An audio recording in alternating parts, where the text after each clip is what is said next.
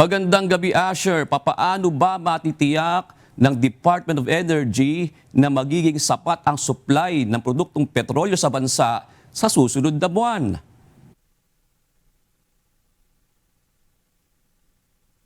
Jun, hindi supply kundi presyo ng petrolyo ang question pagkatapos ng April 15. Ito ang inihayag ng Department of Energy kasabay ng tumitinding pantay-igang problema sa supply ng langis.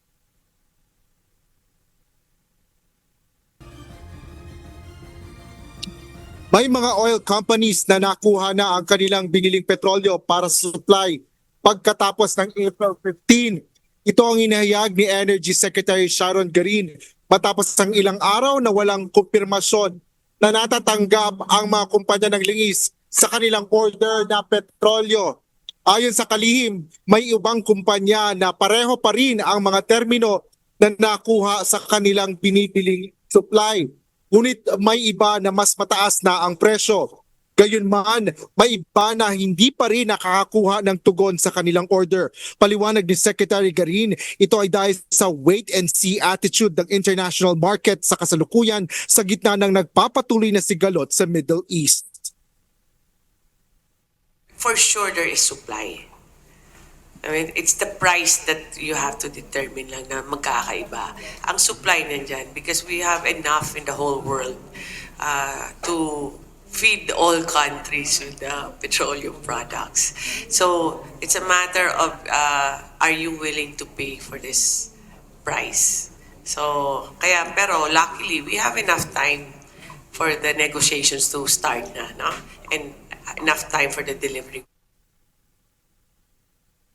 Ayon pa sa DOE, ang magpapasama sa sitwasyon sa supply ng petrolyo sa bansa ay ang hoarding o illegal na pag-iimbak ng petroleum products. Ngunit nilinaw ni DOE Undersecretary Felix William Fuentabella na ang pagbabawal ng pagkakarga ng petrolyo sa mga lalagyan ay para maiwasan ang hoarding. Hindi anya intensyon ng alituntunin na gambalain ang mga lehitimong operasyon na nangangailangan ng petroleum products gaya ng agricultural at marine machinery at equipment, fishing vessels at seaport or sea transport operations, generator sets ng mga ospital, telecoms at mga opisina ng gobyerno. So yung sa department circular na po na yun, may mga drawing po doon tsaka kung ano yung safe containers. Therefore, or accordingly, fuel sales using drums or containers may be allowed for legitimate operational purposes. Regular purchases that are consistent with the customer's historical consumption pattern remain permitted. Transactions that significantly exceed normal purchasing patterns may be subjected to verification.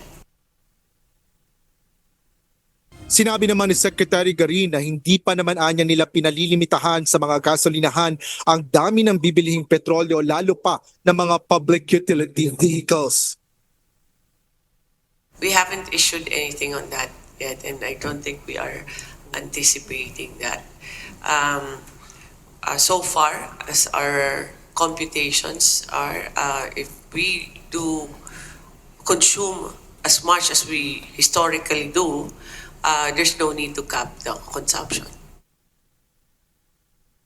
Kaugnay nito, inatasan ng DOE ang oil companies na bantayan ang kanilang sariling gas stations kaugnay ng mga alituntunin sa pagbebenta ng petrolyo, habang pinababantayan rin ang kagawaran sa mga lokal na pamahalaan at pulisya ang mga gasolinahan sa probinsya. Patuloy namang nakatatanggap ng sumbong ang Energy Department kaugnay ng paglabag sa kanilang mga alituntunin ng kanilang mga gasoline stations.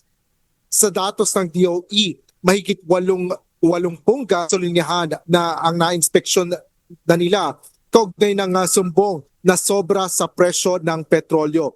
55 sa mga ito ay na-isyuhan ng show cause order upang pagpaliwanagin sa insidente. These are alleged pa lang. We are still asking them to defend themselves. But these are the reported, whether through DOE, through the PNP, through the mayor, even in our social media. These are some of the collated. We are still trying to cope with the number of complaints. Para sa mga nais magsumbong sa DOE ng mga paglabag ng mga gasolinahan, maaaring mag-report sa egov.ph website.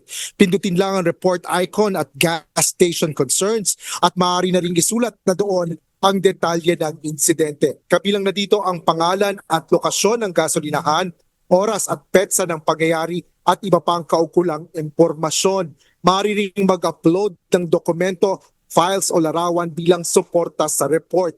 Samantala, inilabas ng DOE sa kanilang Facebook page ang magiging breakdown ng staggered o utay-utay na magiging taas presyo ng petrolyo sa buong linggo. Naka-breakdown dito ang magiging price increase sa kada araw mula bukas. May mga kumpanya ng langis na gagawin isang linggo ang utay-utay na price increase habang ang ibang oil companies ay 2 o 3 araw lamang. Bukas, March 10, ang inaasang pinakamalaking bugso ng price increase mula piso hanggang 20 piso sa diesel, gasolina at kerosene. June, sa ngayon ay naandito tayo sa may harapan ng isang gasolinahan dito sa may kahabaan ng Congressional Avenue. Kung makikita nyo sa labas pa lang ng gasolinahan ay mayroon ng mahabang pila ng mga sasakyan. Halos 2 oras na tayong naka-standby dito sa area na ito. At ang pila dito ng mga nagpapakarga ng mga gasolina o krudo ay umaabot yan ng mga mahigit kumulang 100 metro. Sa mga nakalipas na araw ay nakapansin-pansin din na ganito yung sitwasyon, partikular dito sa iba sa gasolinahan na ito, maging doon sa iba pang mga gasolinahan dito sa Metro Manila. Yan muna ang latest. Balik sa'yo, Jude. Sir, isang paglilinaw bukas, magpapalitan ng presyo, di ba? Martes. Magkano ang itataas bukas, Asher, para sa kabatiran ng ating mga nanonood sa diesel at gasolina, maging sa kerosene? Yes, June, may inilabas nga na anunsyo dyan ang Department of Energy kaugnay nga doon sa mga presyo ng produktong petrolyo na ipapatupad simula bukas. May mga price ranges na inilabas dyan ang DOE na dapat sundin nung mga ng ating mga kababayan, yung mga particular na yung mga gasoline stations. Yung sa nakikita natin ngayon, itong sa listahan, marami ito, June. Particular na dito, halimbawa sa may gasolina, iba-iba rin to, may premium gasoline, mayroon ding unleaded at mayroon ding iba na premium gasoline. Bawat isang halimbawa na lamang dito sa may Shell, ito ay inanunsyo na rin ni Secretary Garin kanina, ang adjustment dito ay 8.75 sa gasoline para sa Shell at sa diesel naman ay 24.25, sa kerosene ay 36 pesos. Habang sa Petron naman ay 8 pesos and 80 centavos ang adjustment sa gasolina, sa diesel ay 19 pesos and 20 centavos habang ang kerosene ay 32 pesos.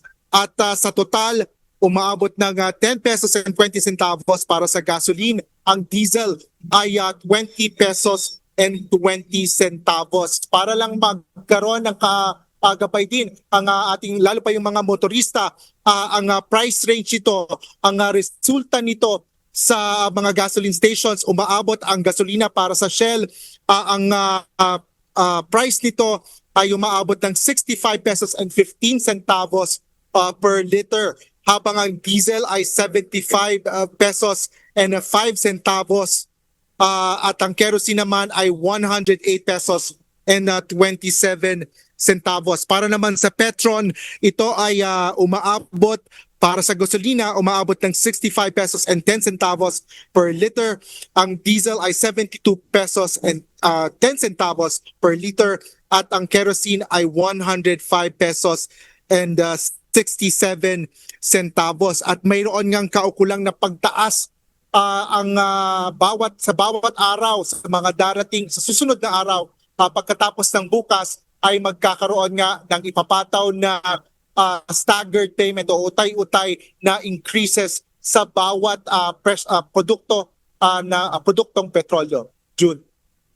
Asher, isa na lang, isang clarification na lang. Halimbawa, yung premium na gasolina bukas, sabi mo, meron isang gasolinahan, mahigit 8 piso ang itataas. Ibig sabihin, sa susunod na bukas, sa mga susunod na araw, tataas pa yon? Asher?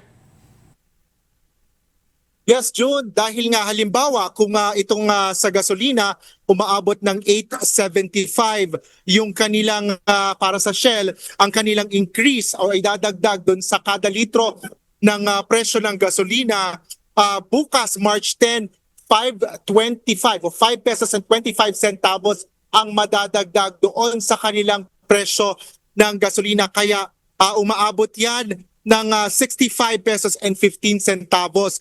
Sa kasunod na araw, which is March 11, ang madadagdag naman sa kada litro ng presyo ng gasolina ay 2 pesos and 65 centavos. Kaya magiging 67 pesos and 80 centavos na to ang kada litro ng gasolina sa Shell. At sa ikatlong araw, sa March 12, o yan ay sa darating na Huwebes,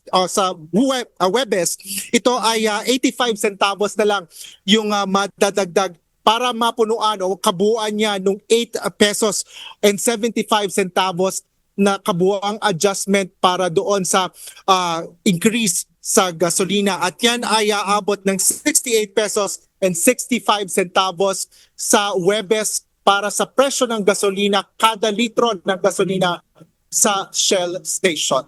June. Maraming salamat, Asher Cadapan Jr.